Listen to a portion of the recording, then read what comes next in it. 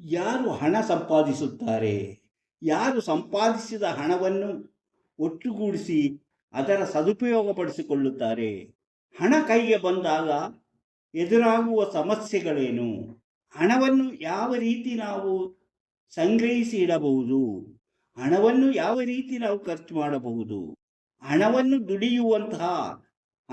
ದುಡಿದು ಹಾಳು ಮಾಡುವಂತಹ, ಹಣವನ್ನು ದುಡಿದು ಅದರ ಸದುಪಯೋಗಪಡಿಸುವಂತಹ, ಹಣವನ್ನು ದುಡಿದು ಜೀವನದಲ್ಲಿ ಸುಖ ಸಂತೋಷ ಪಡುವಂತಹ ವ್ಯಕ್ತಿಗಳ ಅರ್ಥ ಯಾವ ರೀತಿ ಇರುತ್ತದೆ ಎಂಬುದನ್ನು ತಿಳಿಯೋಣ.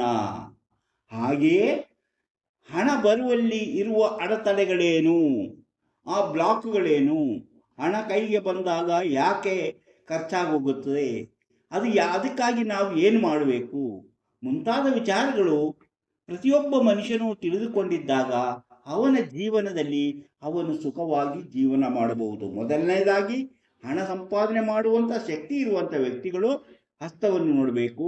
ಅವರು ಬಂದ ಹಣವನ್ನು ಯಾವ ರೀತಿ ತಮ್ಮ ಸದುಪಯೋಗಪಡಿಸಿಕೊಳ್ಳಬೇಕು ಎಂಬುದರ ಬಗ್ಗೆಯನ್ನು ತಿಳಿದುಕೊಂಡಾಗ ಅವನು ಜೀವನದಲ್ಲಿ ಸುಖವಾಗಿ ಜೀವನ ಮಾಡಲು, ಸಂತೋಷ ಜೀವನ ಮಾಡಲು ಸಾಧ್ಯವಾಗುತ್ತದೆ. ಅಂತಹ ವಿಚಾರಗಳನ್ನು ಇವತ್ತು ನಾವು ತಿಳಿದುಕೊಳ್ಳೋಣ. ಅದಕ್ಕಿಂತ ಮೊದಲು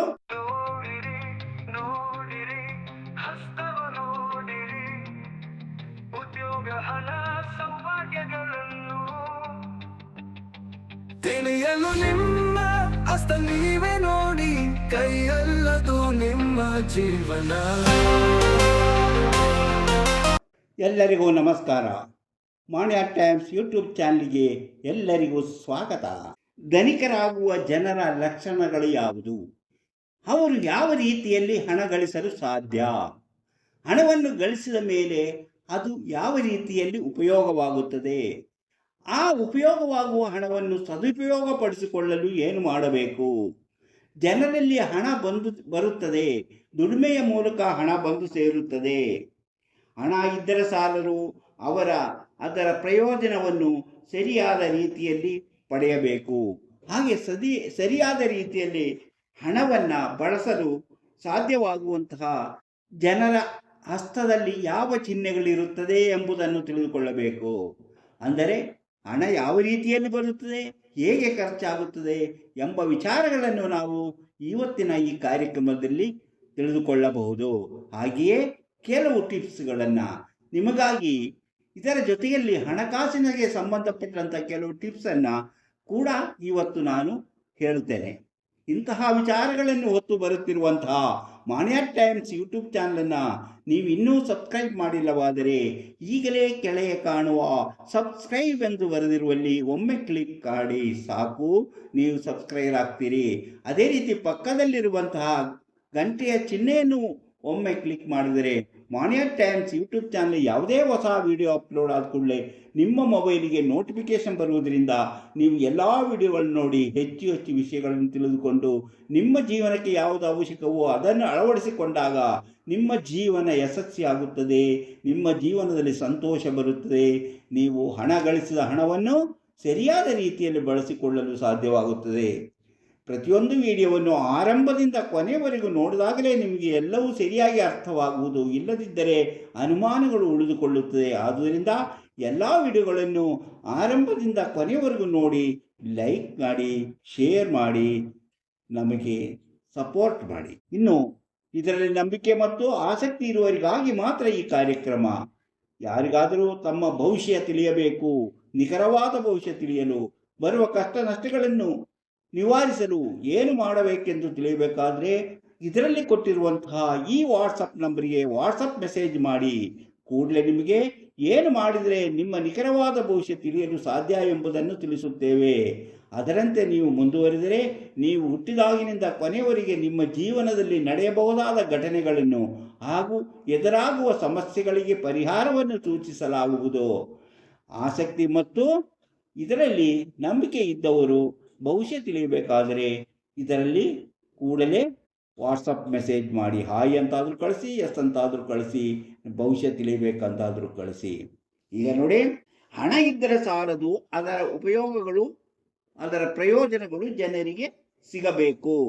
ಆಗ ಮಾತ್ರ ಅವರು ಧನಿಕರೆನಿಸಿಕೊಳ್ಳುತ್ತಾರೆ ಅಥವಾ ಶ್ರೀಮಂತರೆನಿಸಿಕೊಳ್ಳುತ್ತಾರೆ ಅಥವಾ ಕೋಟ್ಯಾಧಿಪತಿ ಎನಿಸಿಕೊಳ್ಳುತ್ತಾರೆ. ಈಗ ನಾವು ಅದಕ್ಕೆ ಯಾವ ಲಕ್ಷಣಗಳನ್ನು ನಾವು ನೋಡಬಹುದು ಎಂಬುದನ್ನು ಪರಿಶೀಲಿಸೋಣ. ಮೊದಲನೇದಾಗಿ ಹಸ್ತದಲ್ಲಿ ಸೂರ್ಯರೇಖೆ, ಅದರಲ್ಲಿ ಮೊದಲನೇದಾಗಿ ನಾವು ಸೂರ್ಯಪರ್ವ, ನಿಮ್ಗೆ ಗೊತ್ತಿದೆ ಇದು ಸೂರ್ಯಪರ್ವ, ಈ ಸೂರ್ಯಪರ್ವ ಮತ್ತು ಗುರುಪರ್ವ, ಈ ಎರಡು ಪರ್ವಗಳು ಉಬ್ಬಿದಂತಿರಬೇಕು, ಹೆಚ್ಚು ಎತ್ತರವಾದಂತೆ, ಹಸ್ತದಲ್ಲಿ ಆ ಭಾಗ ಹೆಚ್ಚು ಎತ್ತರವಾದಂತೆ ಇರಬೇಕು.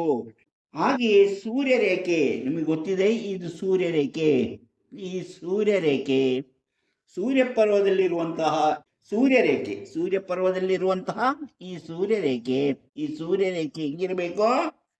ಎದ್ದು ಕಾಣಿಸುತ್ತಿರಬೇಕು. ಈ ಸೂರ್ಯಪರ್ವದಲ್ಲಿ ಈ ಸೂರ್ಯರೇಖೆ ಎದ್ದು ಕಾಣಿಸುವಂತಿರಬೇಕು. ಆಗ ಅದರಲ್ಲಿ ನಕ್ಷತ್ರ ಚಿಹ್ನೆ, ಅಲ್ಲಿ ನಕ್ಷತ್ರ ಚಿಹ್ನೆ, ಈ ರೀತಿ ನಕ್ಷತ್ರ ಚಿಹ್ನೆ ಅಥವಾ ಸರಪಳಿಯಂತೆ ತೋರುವ ಕಂಕಣ ರೇಖೆ, ನೋಡಿ ಕಂಕಣ ರೇಖೆ ಸರಪಳಿಯಂತೆ ತೋರುವ ಕಂಕಣ ರೇಖೆ, ಹೀಗೆ ಸರಪಳಿಯಂತೆ ತೋರುವ ಕಂಕಣ ರೇಖೆ ಚೆನ್ನಾಗಿ ಎದ್ದು ಕಾಣಿಸುವಂತಿರಬೇಕು. ಅಂದರೆ ಇಷ್ಟು ಲಕ್ಷಣಗಳಿದ್ದಾಗ, ನಾನು ಮೊದಲು ಹೇಳಿದ್ದೆ, ಉಬ್ಬಿದಂತಹ ಸೂರ್ಯರೇಖೆ, ಉಬ್ಬಿದಂತಹ ಗುರುಪರ್ವ ಹಾಗೂ ಈ ಸೂರ್ಯರೇಖೆ ಎದ್ದು ಕಾಣುವಂತಿರಬೇಕು. ಇಲ್ಲಿ ಒಂದು ನಕ್ಷತ್ರ ಚಿಹ್ನೆ ಇರಬೇಕು, ಹಾಗೂ ನಮ್ಮ ಈ ಕಂಕಣ ರೇಖೆ ಅಥವಾ ಮಣಿಕಟ್ಟಿನಲ್ಲಿರುವಂತ ರೇಖೆ ಸರಪಳಿಯ ರೀತಿಯಲ್ಲಿರಬೇಕು. ಈ ರೀತಿಯಲ್ಲಿದ್ದಾಗ ಆ ವ್ಯಕ್ತಿ ಸ್ವಂತ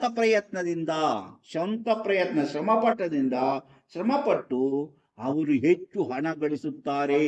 ಜೀವನದಲ್ಲಿ ಅವರು ಅಂದುಕೊಂಡಿರೋದಕ್ಕಿಂತಲೂ ಹೆಚ್ಚಿನ ಹಣವನ್ನ ಸಂಪಾದನೆ ಮಾಡುವಂತಹ ಈ ಸೂಚನೆಗಳಿರುತ್ತದೆ ಎಂಬುದನ್ನ ನಾವು ತಿಳಿದುಕೊಳ್ಳಬೇಕು. ಈಗ ಅವರು ಇನ್ನು ಜ್ಞಾನ ರೇಖೆ, ನಿಮ್ಗೆ ಗೊತ್ತಿದೆ ಇದು ಜ್ಞಾನ ರೇಖೆ. ಈ ಜ್ಞಾನ ರೇಖೆಯಲ್ಲಿ ಬಿಳಿ ಚುಕ್ಕೆ, ಇದಕ್ಕೆ ಇಲ್ಲಿ ಯಾವುದಾದರೂ ಬಿಳಿ ಚುಕ್ಕೆ ಇರಬೇಕು. ಯಾವುದು? ಜ್ಞಾನ ರೇಖೆಯಲ್ಲಿ ಬಿಳಿ ಚುಕ್ಕೆ, ಕೆಳಗೆ ಶಾಖಾರೇಖೆ, ಹೀಗೆ ಕೆಳಮುಖವಾಗಿ ಶಾಖಾರೇಖೆ ಇದ್ದರೆ ಅವರು ಸಹ ಹೆಚ್ಚಿನ ಹಣವನ್ನ ಸಂಪಾದನೆ ಮಾಡಿ ಶ್ರೀಮಂತರೆನಿಸಿಕೊಳ್ಳುವಂತಹ ಸೂಚನೆಯಾಗಿದೆ ಎಂದು ತಿಳಿಯಬೇಕು. ಗುರುಪರ್ವದಲ್ಲಿ ಇದನ್ನ ಹಿಂದಿನ ಸಂಚಿಕೆಗಳಲ್ಲಿ ಹೇಳಿದ್ದೇನೆ. ಈ ರೀತಿಯ ಚಿಹ್ನೆ ಅಥವಾ ಗುರುಪರ್ವದಲ್ಲಿ ಇಂಥ ನಕ್ಷತ್ರ ಚಿಹ್ನೆ, ಈ ರೀತಿಯ ಚಿಹ್ನೆ ಇದ್ದರೆ ಅವರೂ ಸಹ ಧನಿಕರಾಗುವಂಥದ್ದು. ಅಂದರೆ ಪ್ಲಸ್ ಚಿಹ್ನೆ ಆಗಲಿ ನಕ್ಷತ್ರ ಚಿಹ್ನೆ ಆಗಲಿ ಇದ್ದರೆ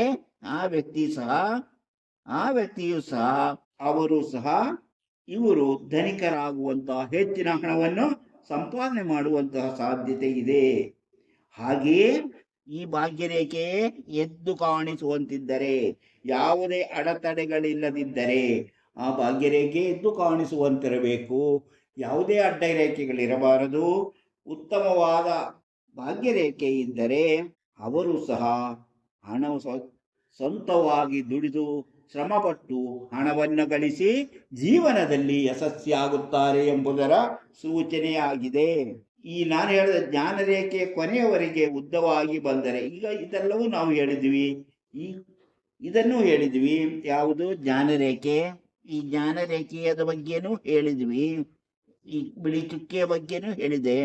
ಆದರೆ ಈ ರೇಖೆ ಇಲ್ಲಿಯವರೆಗೆ ಕೊನೆಯವರೆಗೆ ಬಂದಿದ್ದರೆ, ಅವರು ಉದ್ದವಾಗಿ ಕೊನೆಯವರೆಗೆ ಬಂದಿದ್ದರೆ, ಯಾವುದು? ಜ್ಞಾನರೇಖೆ ಕೊನೆಯವರೆಗೆ ಬಂದರೆ ಹಣ ದುಡಿದು ಸಂಪಾದನೆ ಮಾಡಿದರೂ ಅದನ್ನು ಅವರು ಸರಿಯಾದ ರೀತಿಯಲ್ಲಿ ಬಳಸಿಕೊಳ್ಳಲಾಗುವುದಿಲ್ಲ. ಅದಕ್ಕೆ ಅವರಲ್ಲಿ ಜಿಪುಣತನ ಹೆಚ್ಚಾಗಿರುವುದರಿಂದ ಆ ಹಣವು ಅವರು ಕೂಡಿಟ್ಟು ಅದು ಬೇರೆ ರೀತಿಯಲ್ಲಿ ಖರ್ಚಾಗಿ ಹೋಗುತ್ತದೆ ಅಥವಾ ಅನ್ಯರ ಪಾಲಾಗುವಂತಹ ಸಾಧ್ಯತೆ ಇದೆ ಎಂಬುದನ್ನು ತಿಳಿದುಕೊಳ್ಳಬೇಕು. ಆದುದರಿಂದ ಅವರು ಹಣವನ್ನು ಸರಿಯಾದ ರೀತಿಯಲ್ಲಿ ಬಳಸಿಕೊಳ್ಳಲು ಅಥವಾ ಉಪಯೋಗಿಸಲು ತಿಳಿದುಕೊಳ್ಳುವುದು ಅವಶ್ಯಕ. ಹೆಬ್ಬೆರಳು ಮುಂದಕ್ಕೆ ಬಾಗಿದರೆ, ಹೃದಯ ರೇಖೆ ಇಲ್ಲದೇ ಇದ್ದರೆ, ಇದು ಮುಂದಕ್ಕೆ ಬಾಗಿದ್ದರೆ, ಇದು ಈ ಕಡೆ ಬಾಗದಲ್ಲ, ಈ ಕಡೆ ಬಾಗಿದರೆ, ಹಾಗೂ ಈ ಹೃದಯ ರೇಖೆ ಇಲ್ಲದೇ ಇದ್ದರೆ, ಈ ಹೃದಯ ರೇಖೆ ಇಲ್ಲದೇ ಇದ್ದರೆ, ಕಂಕಣ ರೇಖೆ ಚೆನ್ನಾಗಿದ್ದರೂ, ಈ ಕಂಕಣ ರೇಖೆ ಅಂದರೆ ಈ ಮಣಿಕಂಠಿನ ರೇಖೆ ಚೆನ್ನಾಗಿದ್ದರೂ ಹಣ ಬಳಸಲು, ಅವರು ದುಡಿದ ಹಣವನ್ನು ಸರಿಯಾದ ರೀತಿಯಲ್ಲಿ ಬಳಸಲು ಸಾಧ್ಯವಾಗುವುದಿಲ್ಲ. ಅವರು ಹಣ ಸಂಪಾದನೆ ಮಾಡುತ್ತಾರೆ, ಆದರೆ ಈ ಲಕ್ಷಣಗಳನ್ನು ನಾವು ಹೇಳಿದಾಗ, ಈ ರೇಖೆ ಇಲ್ಲದೇ ಇದ್ದರೂ, ಈ ರೇಖೆ ಚೆನ್ನಾಗಿದ್ದರೂ ಅವರಿಗೆ ಹಣವನ್ನು ಸರಿಯಾದ ರೀತಿಯಲ್ಲಿ ಬಳಸಿಕೊಳ್ಳಲು ಸಾಧ್ಯವಾಗುವುದಿಲ್ಲ. ಶುಕ್ರಪರ್ವದಿಂದ ಬುಧಪರ್ವಕ್ಕೆ, ಶುಕ್ರಪರ್ವ ಇದು, ಇಲ್ಲಿಂದ ಬುಧಪರ್ವಕ್ಕೆ ಒಂದು ರೇಖೆ ಹೀಗೆ ಹೋಗಿದ್ದರೆ,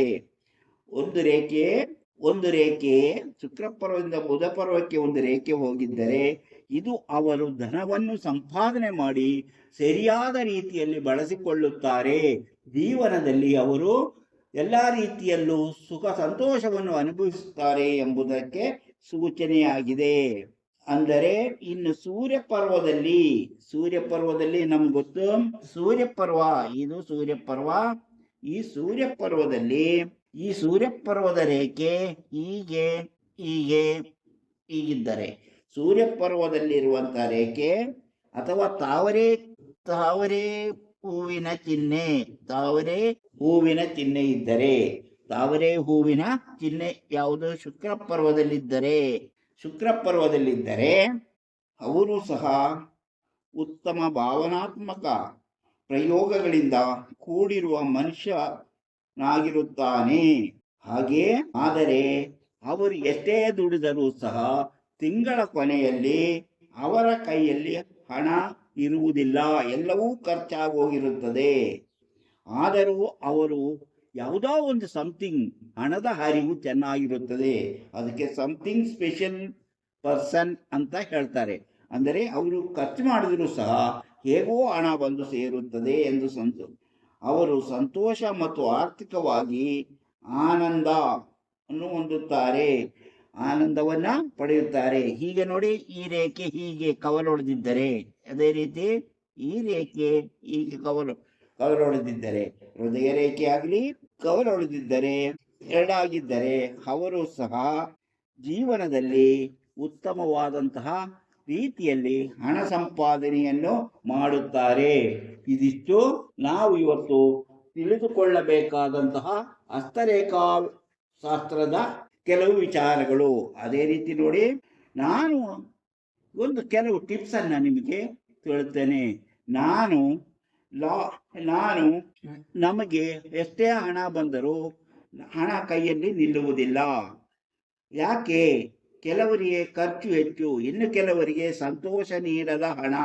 ಅದನ್ನು ರಿಸೀವಿಂಗ್ ಬ್ಲಾಕ್, ರಿಟರ್ನಿಂಗ್ ಅಂತೀವಿ. ಬ್ಲಾಕ್ ಮತ್ತು ಮನಿ ಎಂಜಾಯ್ ಬ್ಲಾಕ್ ಎನ್ನುತ್ತೇವೆ. ಹೀಗೆ ರಿಸೀವಿಂಗ್ ಬ್ಲಾಕ್ ಅನ್ನೋರು ಎಷ್ಟು ಹಣ ಬೇಕೆಂದು ಹೇಳುವುದಿಲ್ಲ. ನನಗೆ ಒಂದು ತಿಂಗಳಿಗೆ ಎಷ್ಟು ಹಣ ಬೇಕು ಅಂತ ಕೇಳಿದರೆ ಅಂಥವರು ಹೇಳುವುದಿಲ್ಲ. ಹೆಚ್ಚಾಗುವುದೋ ಕಡಿಮೆಯಾಗುವುದೋ ಎಂಬ ಭಯ ನಮ್ಮನ್ನು ಕಾಡುತ್ತದೆ. ಅಂತಹ ವ್ಯಕ್ತಿಗಳು ಅಷ್ಟು ಕೇಳಿದರೆ ಕಡಿಮೆ ಆಗಬಹುದು, ಇಷ್ಟು ಕೇಳಿದರೆ ಹೆಚ್ಚಾಗಬಹುದು ಎಂಬ ಭಯದಿಂದ ಅವರು ಏನನ್ನು ಹೇಳುವುದಿಲ್ಲ. ರಿಟರ್ನಿಂಗ್ ಬ್ಲಾಕ್ ಅಂದರೆ ಹಣ ಬಂದರೂ ಹೆಚ್ಚು ಖರ್ಚು ನೆನೆಸಿರದಂತೆ ಬರುತ್ತದೆ ಅವರಿಗೆ, ಅದು ರಿಟರ್ನಿಂಗ್ ಬ್ಲಾಕ್ಸ್ ಅಂತ. ಇನ್ನು ಮನಿ ಎಂಜಾಯಿಂಗ್ ಬ್ಲಾಕ್ ಅಂದರೆ ಹಣ ಒಟ್ಟುಗೂಡಿಸಿ ಇಡುತ್ತಾರೆ, ಅದನ್ನು ಖರ್ಚು ಮಾಡಿದರೆ ಮತ್ತೆ ಒಂದುಗೂಡಿಸಲು ಸಾಧ್ಯವಾಗದು ಎಂದುಕೊಳ್ಳುತ್ತಾರೆ. ಸ್ಕೂಲ್ ಆಫ್ ಥಾಟ್ಸ್ ಅಂತ ನಾವು ಹೇಳ್ತೀವಿ. ಬಾಲ್ಯದಂತೆ ಕೇಳಿ ಬಂದದ್ದು ನಾವು ಬೆಳೆಯುವಾಗಲೇ ಹಣ ಹೆಚ್ಚಿಗೆ ಮಾಡಬಾರದು. ಹಣವನ್ನು ನಂಬಿದವರು ಹಣದ ಉಪಯೋಗ ತಿಳಿಯದವರು. ಅದಕ್ಕಾಗಿ ನಾವೇನು ಮಾಡಬೇಕು? ಹಣವನ್ನು ಯಾವ ರೀತಿಯಲ್ಲಿ ಬಳಸಬೇಕು ಎಂಬುದನ್ನ ಸ್ಕಿಲ್ ಬೆಳೆಸಿಕೊಳ್ಳಬೇಕು. ಹಣದ ಬಗ್ಗೆ ತಿಳಿದಿರಬೇಕು. ಹಿರಿಯರಿಗೆ ಹಣ ಕೊಡುವುದು, ಗ್ಯಾಟಿಟ್ಯೂಡ್, ಕೃತಜ್ಞತೆಯನ್ನು ಸಲ್ಲಿಸುವುದು, ಹಣ ಕೊಟ್ಟಿರುವುದನ್ನು ನಾವು ಬರೆದಿಡುವುದು, ಹಾಗೆಯೇ ಕಷ್ಟಗಳನ್ನು ಮರೆಯುವುದು. ಹಣಕ್ಕೆ ಮಹತ್ವ ಕೊಡಬೇಕು. ಹಣವನ್ನು ಕಾಣಿಸುವಂತೆ ಇಟ್ಟಿರಬೇಕು. ಹಣವನ್ನು ಯಾವಾಗಲೂ ನಮ್ಮ ಕಣ್ಣಿಗೆ ಬೀಳುವಂತಿರಬೇಕು. ಪರ್ಸ್ ಮತ್ತು ಬ್ಯಾಂಕಿನಲ್ಲಿ ಹೆಚ್ಚು ಹಣ ಇರಲಿ. ಹಣದ ಬಗ್ಗೆ ಜಗಳ ಮಾಡಬಾರದು. ಪ್ರಾರ್ಥನೆಯಿಂದ ಬೇರೆಯವರಿಗೆ ಹಣ ಕೊಡಬೇಕು. ಯಾರಿಗಾದರೂ ನೀವು ಹಣ ಕೊಡಬೇಕಾದ್ರೆ ಒಳ್ಳೆಯದಾಗಲಿ ಎಂಬ ದೇವರನ್ನು ನೆನೆದು ಅಥವಾ ಮನಸ್ಸಿನಲ್ಲಿ ನೆನೆದು ಹಣವನ್ನು ಕೊಡಬೇಕು. ಹಣದ ಬಗ್ಗೆ ದೊಡ್ಡ ಕನಸು ಕಾಣಬೇಕು. ಈ ಆಹಾರ, ಹಣ, ಬಟ್ಟೆ ಕೊಟ್ಟರೆ ಉಪಯೋಗವಿಲ್ಲ ಎಂದು ಬಲ್ಲವರು ಹೇಳುತ್ತಾರೆ. ಅವರಿಗೆ ದುಡಿಮೆಯ ದಾರಿ ತೋರಿಸಬೇಕು. ಯಾರೇ ಒಬ್ಬ ವ್ಯಕ್ತಿ ಸಹಾಯ ಕೇಳಿ ಬಂದಾಗ ಅವರಿಗೆ ಒಂದು ಹೊತ್ತಿನ ಊಟ ಕೊಡಬಹುದು ಅಥವಾ ಬಟ್ಟೆ ಕೊಡಬಹುದು. ಆದರೆ ನಿರಂತರವಾಗಿ ನಾವು ಆ ರೀತಿಯಲ್ಲಿ ಒಬ್ಬ ವ್ಯಕ್ತಿಗೆ ಕೊಟ್ಟು ಸಾಕಲು ಸಾಧ್ಯವಾಗುವುದಿಲ್ಲ. ಆದುದರಿಂದ ನಮ್ಮಲ್ಲಿ ಸಹಾಯ ಕೇಳಿ ಬಂದವರಿಗೆ ದುಡಿಯುವಂಥ ಒಂದು ದಾರಿಯನ್ನು ತೋರಿಸಬೇಕು. ಅದು ಎಲ್ಲರಿಗೂ ಉಪಯೋಗವಾಗುತ್ತದೆ. ತಲತಲಾಂತರಗಳಿಂದ ಬದಲಾಗುತ್ತದೆ. ಬಡತನ ದೊಡ್ಡತನವಲ್ಲ ಎಂದು ಎಲ್ಲರಿಗೂ ಗೊತ್ತು. ಆದರೂ ಹೆಚ್ಚಿನ ಜನರು ನಾನು ಬಡವ, ನನಗೇನಾದರೂ ಸಹಾಯ ಮಾಡಿ, ನನ್ನ ಕೆಲಸ ಮಾಡಿಕೊಡಿ, ನಾನು ಬಡವ, ಏನು ಮಾಡಲಾಗುವುದಿಲ್ಲ ಎಂಬುದು ದೊಡ್ಡಸ್ತಿಗೆ ಎಂದು ತಿಳಿದುಕೊಂಡಿರುತ್ತಾರೆ. ಅದು ಸರಿಯಾದ ವಿಧಾನವಲ್ಲ.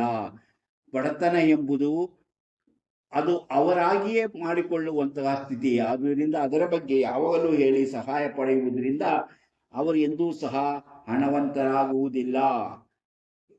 ಅಂದರೆ ನಮ್ಮ ತಿಳುವಳಿಕೆ ಕೊರತೆಯಿಂದಲೇ ಬಡತನ ಬರುವುದು. ತಿಳುವಳಿಕೆ ಯಾರಿಗಿಲ್ವೋ ಅವರೇ ಯಾವಾಗಲೂ ಬಡತನವನ್ನ ನೆಪವಾಗಿಟ್ಟುಕೊಂಡು ಬೇರೆಯವರ ಸಹಾಯವನ್ನು ಯಾಚಿಸುತ್ತಾರೆ. ಸಂಪತ್ತು ಇದ್ದರೆ ಮಾತ್ರ ಫ್ರೀಡಮ್ ಅಥವಾ ಸ್ವಾತಂತ್ರ್ಯ. ಹಣ ಇದ್ದಾಗ, ಸಂಪತ್ತು ಇದ್ದರೆ ಮಾತ್ರ ಫ್ರೀಡಮ್. ಆದುದರಿಂದ ನಾವು ಸ್ವತಂತ್ರವಾಗಿ ಯೋಚನೆ ಮಾಡಬೇಕಾದ್ರೆ ನಮಗೆ ಖರ್ಚಿಗೆ ಸಾಕಷ್ಟು ಹಣ ಇರಬೇಕು. ಸಂಪತ್ತು ದೀಪದಂತೆ. ನಮ್ಮ ಹತ್ರ ಹಣ ಇದ್ದರೆ ಅದು ದೀಪದಂತೆ ಎಲ್ಲರಿಗೂ ಬೆಳಕು ನೀಡುತ್ತದೆ. ಹಣವನ್ನ ಎಲ್ಲರ ಜಾರಿ ದೀಪವಾಗಿರುತ್ತದೆ. ಎಲ್ಲರಿಗೂ ಎಲ್ಲವನ್ನು ನೀಡುತ್ತದೆ. ಪ್ರತಿಯೊಂದನ್ನು ಅಭಿವೃದ್ಧಿಯಾಗುವಂತಿರಬೇಕು. ಜೀವನದಲ್ಲಿ ನಾವು ಪ್ರತಿಯೊಂದನ್ನು ಅಭಿವೃದ್ಧಿಯ ರೀತಿಯಲ್ಲಿ, ಜೀವನಾಭಿವೃದ್ಧಿಯ ರೀತಿಯಲ್ಲಿ ನೋಡಬೇಕೇ ಹೊರತು ನಾವು ಯಾವುದನ್ನು ಅಯ್ಯೋ ನಾನು ಬಡವಪ್ಪ, ನನಗೆ ಸಹಾಯ ಮಾಡಿ, ನಾನು ಬಡವ, ನನಗೆ ಊಟ ಕೊಡಿ, ನನ್ನ ಕೆಲಸ ಮಾಡಿಕೊಡಿ, ನಾನು ಬಡವ, ಹೀಗೆ ಜನಗಳು ಹೇಳುವುದು ಕೇಳುತ್ತೇವೆ. ಅದರಿಂದ ಅಂತಹ ವ್ಯಕ್ತಿಗಳು ಎಂದೂ ಉದ್ಧಾರವಾಗುವುದಿಲ್ಲ. ಅವರಿಗೆ ಬಡತನವೇ ಒಂದು ಕಾರಣವಾಗಿರುತ್ತದೆ ಜೀವನಕ್ಕೆ. ಆದ್ದರಿಂದ ನಾವು ಪ್ರತಿಯೊಂದು ಜೀವನದಲ್ಲಿ ಈ ರೀತಿಯ ಮನಿ ಬ್ಲಾಕ್ಗಳನ್ನು ನಾವು ಬದಲಾಯಿಸಿಕೊಳ್ಳಬೇಕು. ಮನಿ ಬ್ಲಾಕ್ ಈಸ್ ಡಿಸಬಲಿ ಎಂಗೇಜ್ಮೆಂಟ್ ಬ್ಲಾಕ್ಸ್, ಅಂದರೆ ಎನರ್ಜಿ. ನಾವು ನಮ್ಮ ಈ ಮನಿ ಬ್ಲಾಕ್ಗಳನ್ನು ಈ ರೀತಿಯಲ್ಲಿ ನಾವು ಅದನ್ನ ಬ್ಲಾಕ್ಗಳನ್ನು ತೆರೆದುಕೊಂಡರೆ ನಮ್ಮಲ್ಲಿ ಹಣ ಬಂದು ಸೇರುತ್ತದೆ. ಮೊದಲು ಹಣ ಸಂಪಾದಿಸುವುದು ಹೇಗೆ ಎಂಬುದನ್ನು ತಿಳಿಸಿದೆ, ಹಸ್ತದಲ್ಲಿನ ಹಣದ ಸಂಪಾದನೆ ಬಗ್ಗೆ ತಿಳಿಸಿದೆ. ಈಗ ನಾನು ಕೆಲವು ಟಿಪ್ಸನ್ನು ನಿಮಗೆ ಹೇಳಿದ್ದೀನಿ. ಆ ಟಿಪ್ಸಿನ ಮೂಲಕ ನೀವು ನಿಮ್ಮಲ್ಲಿ ಬಂದ ಹಣವನ್ನು ಉಳಿಸಿಕೊಂಡು ಮುಂದುವರೆದರೆ ಜೀವನ ಯಶಸ್ವಿಯಾಗುತ್ತದೆ, ಸಂತೋಷದಿಂದ ಕೂಡಿರುತ್ತದೆ. ಇಂತಹ ವಿಚಾರಗಳನ್ನು ಹೊತ್ತು ಬರುತ್ತಿರುವಂತಹ ಮಾಣಿಯ ಟೈಮ್ಸ್ ಯೂಟ್ಯೂಬ್ ಚಾನಲನ್ನು ನೀವು ಇನ್ನೂ ಸಬ್ಸ್ಕ್ರೈಬ್ ಮಾಡಿಲ್ಲವಾದರೆ ಈಗಲೇ ಕೆಳಗೆ ಕಾಣುವ ಸಬ್ಸ್ಕ್ರೈಬ್ ಎಂದು ಬರೆದಿರುವಲ್ಲಿ ಒಮ್ಮೆ ಕ್ಲಿಕ್ ಮಾಡಿ ಸಾಕು, ನೀವು ಸಬ್ಸ್ಕ್ರೈಬ್ ಆಗ್ತೀರಿ. ಅದೇ ರೀತಿ ಪಕ್ಕದಲ್ಲಿ ಕಾಣುವ ಗಂಟೆಯ ಚಿಹ್ನೆಯನ್ನು ಒಮ್ಮೆ ಕ್ಲಿಕ್ ಮಾಡಿದರೆ ಮಾಣಿಯ ಟೈಮ್ಸ್ ಯೂಟ್ಯೂಬ್ ಚಾನಲ್ ಯಾವುದೇ ಹೊಸ ವಿಡಿಯೋ ಅಪ್ಲೋಡ್ ಆದ ಕೂಡಲೇ ನಿಮ್ಮ ಮೊಬೈಲ್ಗೆ ನೋಟಿಫಿಕೇಶನ್ ಬರುವುದರಿಂದ ನೀವು ಎಲ್ಲ ವಿಡಿಯೋಗಳನ್ನು ನೋಡಿ ಹೆಚ್ಚು ವಿಷಯಗಳಿಸಿಕೊಂಡು ನಿಮ್ಮ ಜೀವನಕ್ಕೆ ಯಾವುದೋ ಅವಶ್ಯಕವೋ ಅದನ್ನು ಅಳವಡಿಸಿಕೊಂಡಾಗ ಜೀವನದಲ್ಲಿ ಅಭಿವೃದ್ಧಿ ಆಗ್ತೀರಿ, ಯಶಸ್ವಿ ಆಗುತ್ತೀರಿ. ಪ್ರತಿಯೊಂದು ವಿಡಿಯೋವನ್ನು ಆರಂಭದಿಂದ ಕೊನೆವರೆಗೂ ನೋಡಿ, ಲೈಕ್ ಮಾಡಿ, ಶೇರ್ ಮಾಡಿ, ಪ್ರೋತ್ಸಾಹ ಕೊಡಿ. ತುಂಬ ಜನರು ತಮ್ಮ ಭವಿಷ್ಯ ತಿಳಿಯಬೇಕೆಂದು ಕೇಳುತ್ತಿದ್ದಾರೆ. ಅಂಥವರಿಗಾಗಿ ಇದರಲ್ಲಿ ಕೊಟ್ಟಿರುವಂತಹ ಈ ವಾಟ್ಸಪ್ ನಂಬರ್ಗೆ ನೀವು ವಾಟ್ಸಪ್ ಮೆಸೇಜ್ ಮಾಡಿ. ಹಾಯ್ ಅಂತಾದರೂ ಕಳಿಸಿ, ಎಸ್ ಅಂತಾದರೂ ಕಳಿಸಿ, ಅಥವಾ ನನಗೆ ಭವಿಷ್ಯ ತಿಳಿಯಬೇಕಂತಾದರೂ ಕಳಿಸಿ. ಕೂಡಲೇ ನಿಮಗೆ ಏನು ಮಾಡಿದರೆ ನಿಮ್ಮ ಭವಿಷ್ಯವನ್ನು ತಿಳಿಯಲು ಸಾಧ್ಯ ಎಂಬುದನ್ನು ತಿಳಿಸುತ್ತೇವೆ. ಅದರಂತೆ ನೀವು ಮುಂದುವರಿದರೆ ನಿಮ್ಮ ನಿಖರವಾದ ಭವಿಷ್ಯವನ್ನು ತಿಳಿಸುತ್ತೇವೆ.